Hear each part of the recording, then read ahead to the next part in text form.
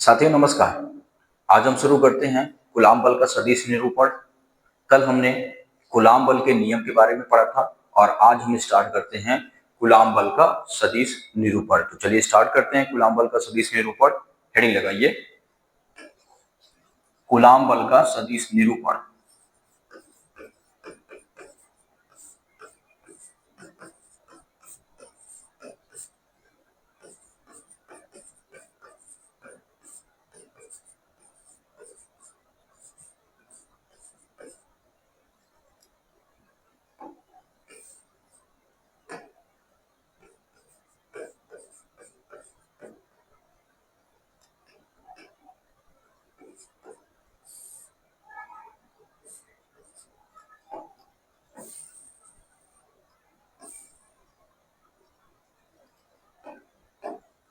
ठीक है साथियों, ध्यान दीजिएगा।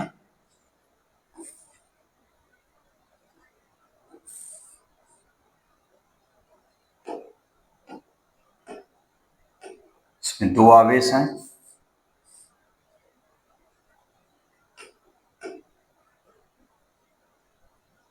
साथियों एक है हमारा आवेश Q1 जो कि R1 वेक्टर के डिस्टेंस पे स्थित है। दूसरा है हमारा आवेश Q2 जो कि R2 वेक्टर के डिस्टेंस पर स्थित है। साथियों दोनों आवेश एक दूसरे से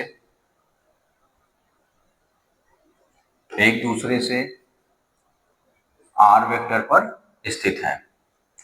तो ध्यान दीजिएगा साथियों, कूलाम बल के नियम के अनुसार आवेश Q1 Q2 पर बल आरोपित करेगा और आवेश Q2 Q1 पर बल आरोपित करेगा। ठीक है,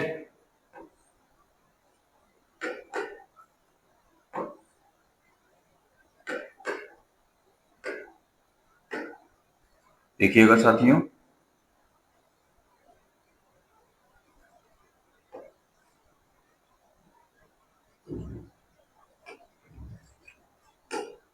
साथियों जो Q1 है वो Q2 के ऊपर बल लगाएगा F21 वेक्टर, और जो Q2 है वो Q1 के ऊपर बल लगाएगा F12 वेक्टर।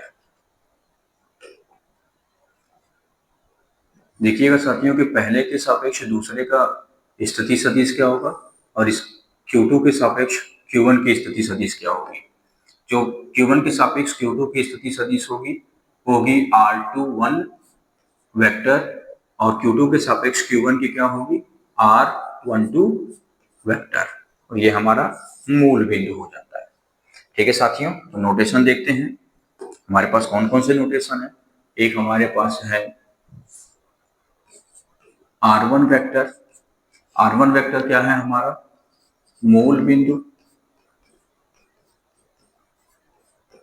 के सापेक्ष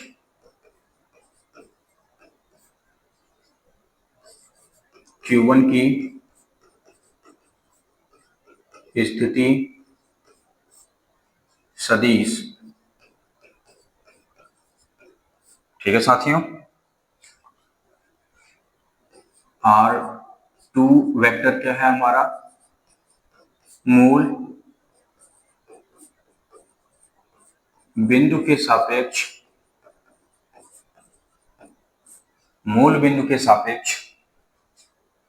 Q2 की स्थिति सदिश। ठीक है साथियों, अब हमारे पास है R12 वेक्टर। ये क्या है साथियों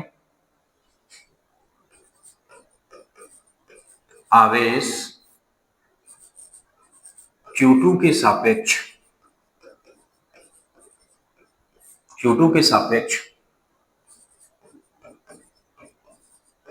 आवेश Q1 की स्थिति सदिश।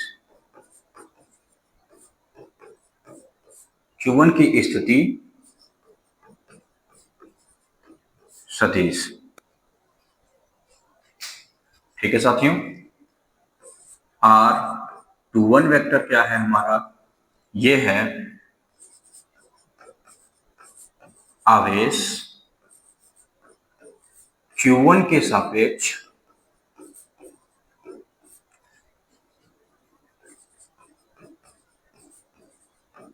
आवेश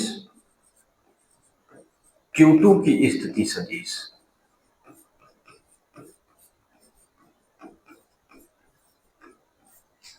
ठीक है साथियों, अब हमारा है F12 वेक्टर।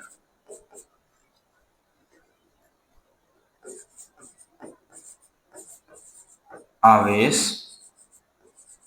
Q2 के सापेक्ष, आवेश Q2 के सापेक्ष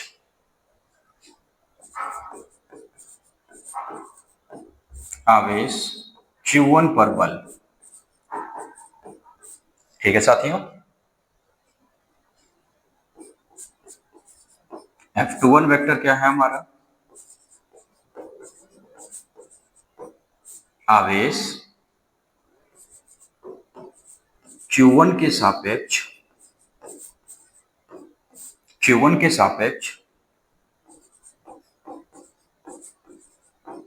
आवेश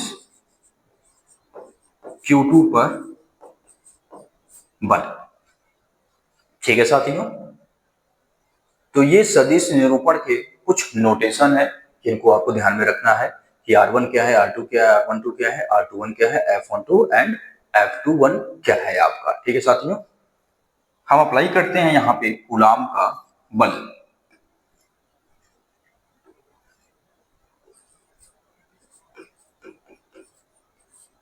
कूलाम बल से, देखिएगा साथियों, कूलाम बल से हम फाइंड करते हैं F12 वेक्टर। तो F12 वेक्टर क्या हो जाएगा? ध्यान दीजिएगा साथियों कि जो F12 वेक्टर है Q1 Q2 दोनों आवेशों का गुणनफल और बीच की दूरी के वर्ग के व्युत्क्रमानुपाती होता है। यही तो हमारा कूलाम बल है।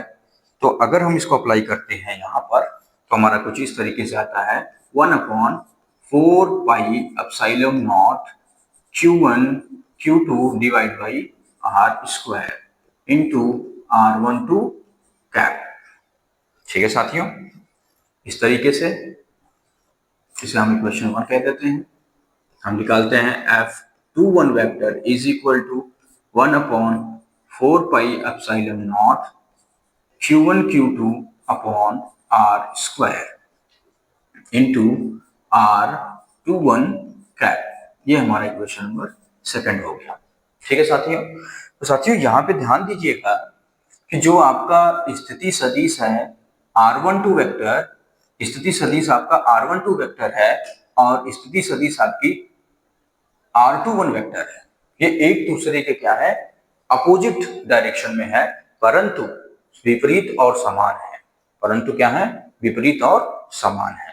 इस बात का ध्यान रखिएगा कि हमारा जो R12 cap is equal to R21 cap, ये एक दूसरे के विपरीत हैं परंतु क्या है? समान परिमाण के हैं। इसलिए हम यहाँ पे माइनस टर्म का यूज करते हैं। तो समीकरण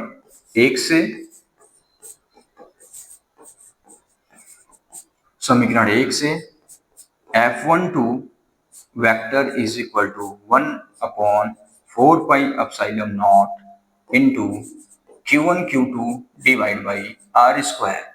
साथियों R12 कैप की जगह पे हम इसको कोट कर देते हैं माइनस R21 कैप। यहां से आगे सॉल्व किया जाए तो ये आपका माइनस बाहर आ जाएगा, minus 1/4 pi epsilon not Q1 Q2 upon R square into R21 cap. साथियों यहाँ पे आप देख सकते हैं कि 1/4 pi epsilon not Q1 Q2 upon R square into R21 cap is equal to F21।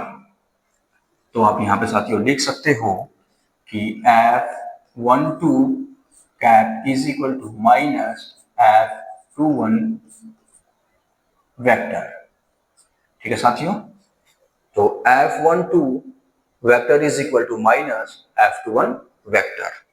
तो यहां से हमने ये प्रूफ कर लिया कि कूलाम का सदिश का निरूपण